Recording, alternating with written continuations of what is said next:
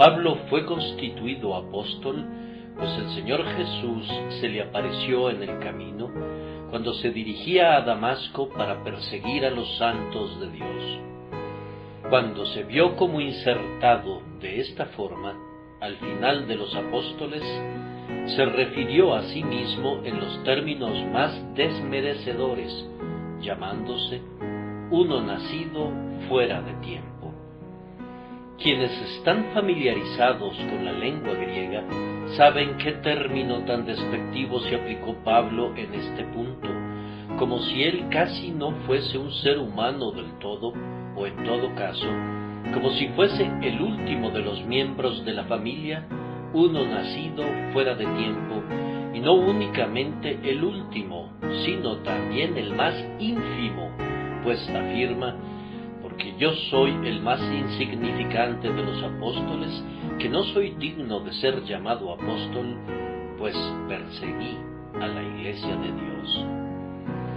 Los especialistas sabrán por qué no puedo explicar con exactitud la palabra que Pablo utiliza. Antes bien, he de atenerme a la versión de nuestra traducción que, aunque posiblemente no tenga la fuerza y el pleno significado de la expresión griega, es, quizás, y a pesar de lo expresado, útil para la lectura en público, uno nacido fuera de tiempo. Pablo tenía un concepto muy humilde de sí.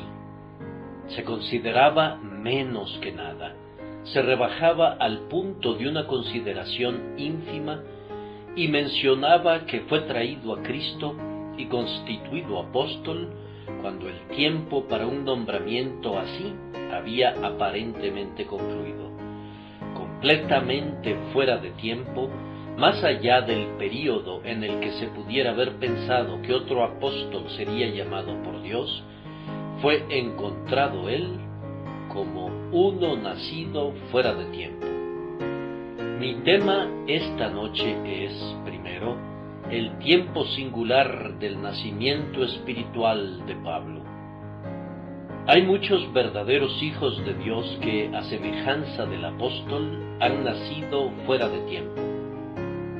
Después de explayarme sobre ese hecho, hablaré de las evidencias seguras de su nacimiento espiritual y les mostraré que, aunque nacido fuera de tiempo, nació y hubo evidencias ciertas de su nacimiento espiritual, y estas señales, confío, puedan ser vistas también en muchos de nosotros. Entonces, primero, pensemos en el tiempo singular del nacimiento espiritual de Pablo. Hay todavía algunas personas que, como el apóstol, nacen para Dios fuera de tiempo. Son verdaderamente nacidas de nuevo, regeneradas, convertidas en el momento menos esperado. Ha habido multitudes que han sido traídas a Cristo bajo la influencia de sermones ardientes, cuando los llamados de hombres fieles han conmovido a la congregación y la verdad ha penetrado en los corazones de muchos de los oyentes.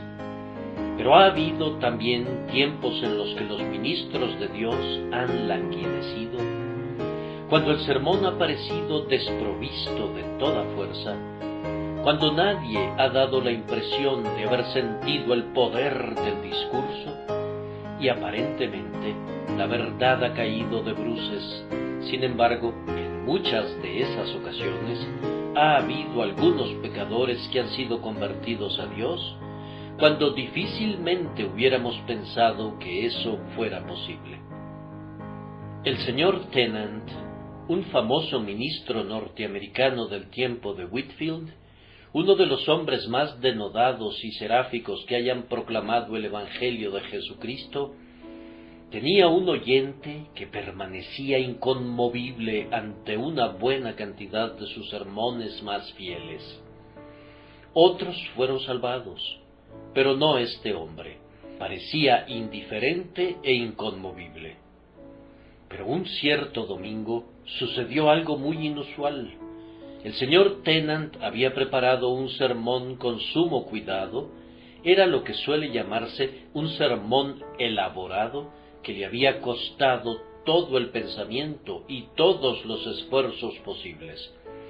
Pero no se había adentrado mucho en la predicación cuando su memoria le falló por completo y su mente rehusó trabajar, y después de dar tumbos por unos momentos, se vio obligado a sentarse en medio de gran confusión y confesar que no podía predicar a la gente ese día. El hombre que he mencionado, que nunca se había visto impresionado bajo el ministerio del señor Tennant, fue llamado aquel preciso día por la gracia soberana como uno nacido fuera de tiempo, pues fue conducido a ver que había una fuerza espiritual y sobrenatural que usualmente ayudaba al pastor a predicar, y que, cuando esa influencia divina fue retirada, el señor Tennant quedó tan débil como los demás hombres, y no pudo hablar con poder como solía hacerlo. Esta verdad, de alguna manera u otra, pues las mentes humanas están extrañamente constituidas y las cosas que no tienen efecto sobre ciertas personas afectan muy grandemente a otras que participan de la misma experiencia. Esta verdad, repito, indujo al hombre a pensar, y cuando pensó, fue conducido a creer en Dios y a confiar en el Señor Jesucristo para la salvación de su alma. Él fue, sin ninguna duda, uno nacido fuera de tiempo. A mí me gustaría sufrir un colapso como lo experimentó el señor Tennant, si por ese medio algunos de ustedes nacieran de nuevo para Dios. Preferiría quedarme mudo y ganar un alma para Jesús que hablar lenguas humanas y angélicas, pero que los corazones de los hombres no fuesen conmovidos por la verdad que proclamo. Cuán a menudo he experimentado que he regresado a casa y he suspirado, y he clamado, y he gemido por un sermón en el que no sentí ninguna libertad, y que más bien consideraba un completo fracaso, pero se ha demostrado posteriormente que una persona por aquí y otra por allá han pasado al frente bendiciendo y alabando a Dios precisamente por aquel testimonio que me parecía tan defectuoso y débil, pero que el Espíritu del Señor grabó salvadoramente en ellos. Así que, todavía, hay algunos que de esta manera son nacidos fuera de tiempo por medio del uso que hace el Espíritu Santo, incluso de la debilidad y del aparente fracaso del predicador.